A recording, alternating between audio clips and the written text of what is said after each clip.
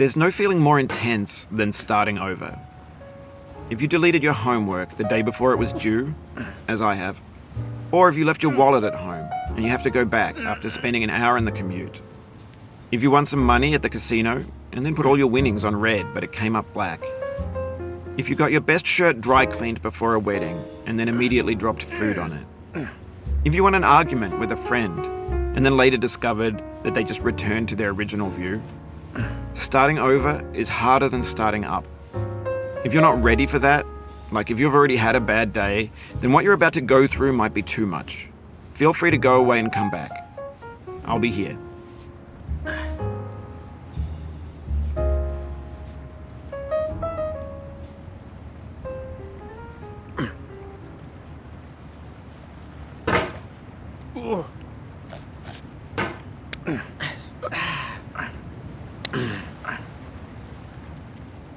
Alright, thanks for coming with me on this trip.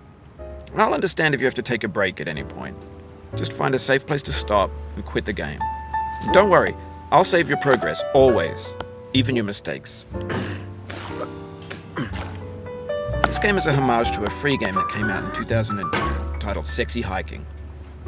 The author of that game was Jazuo, a mysterious Czech designer who was known at the time as the father of B games. And B games are rough assemblages of found objects. Designers slap them together very quickly and freely, and they're often too rough and unfriendly to gain much of a following. They're built more for the joy of building them than as polished products.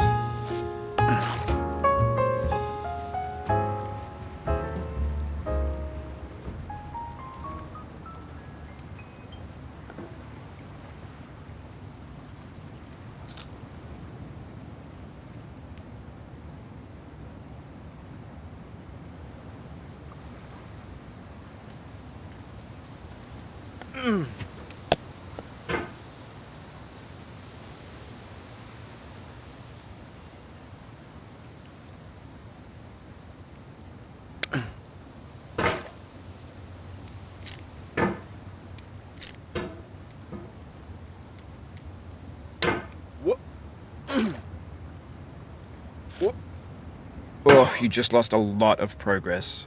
That's a deep frustration, a real punch in the gut.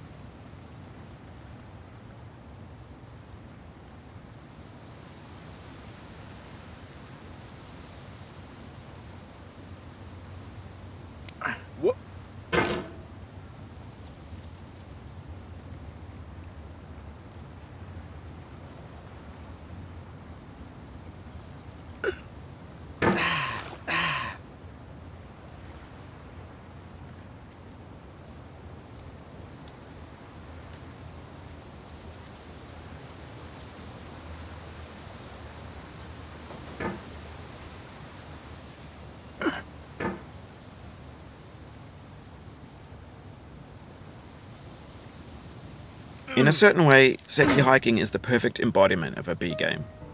It's built almost entirely out of found and recycled parts, and it's one of the most unusual and unfriendly games of its time.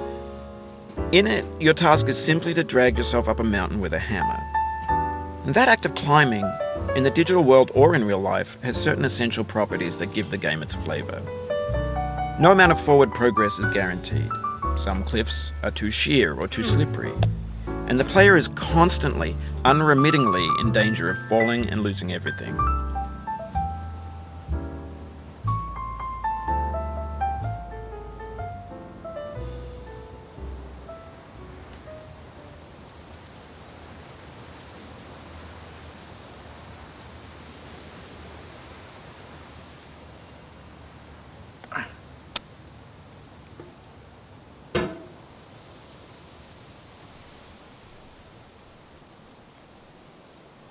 Anyway, when you start sexy hiking, you're standing next to this dead tree that blocks the way to the entire rest of the game. It might take you an hour to get over that tree, and a lot of people never got past it. You prod and you poke at it, exploring the limits of your reach and your strength, trying to find a way up and over. And there's a sense of truth in that lack of compromise. Most obstacles in video game worlds are fake. You can be completely confident in your ability to get through them once you have the correct method or the correct equipment or just by spending enough time. In that sense, every pixelated obstacle in sexy hiking is real.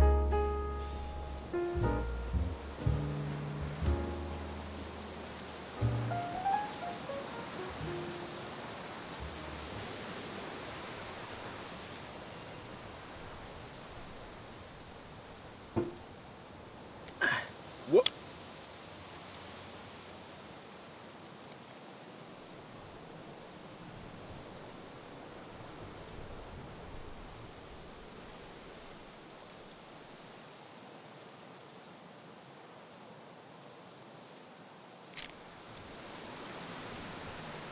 What?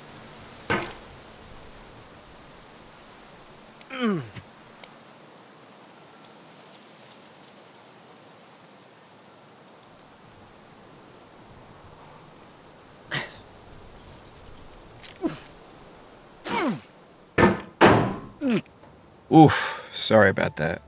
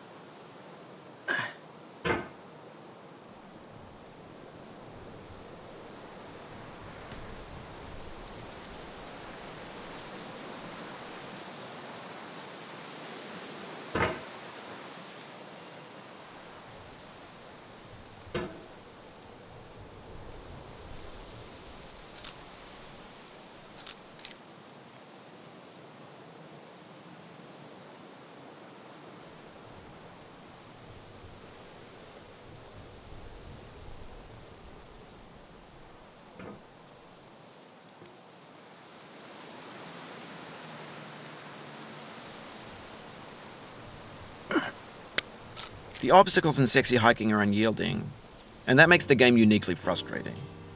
But I'm not sure Jazzuo intended to make a frustrating game.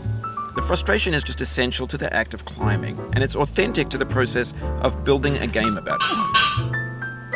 A funny thing happened to me as I was building this mountain.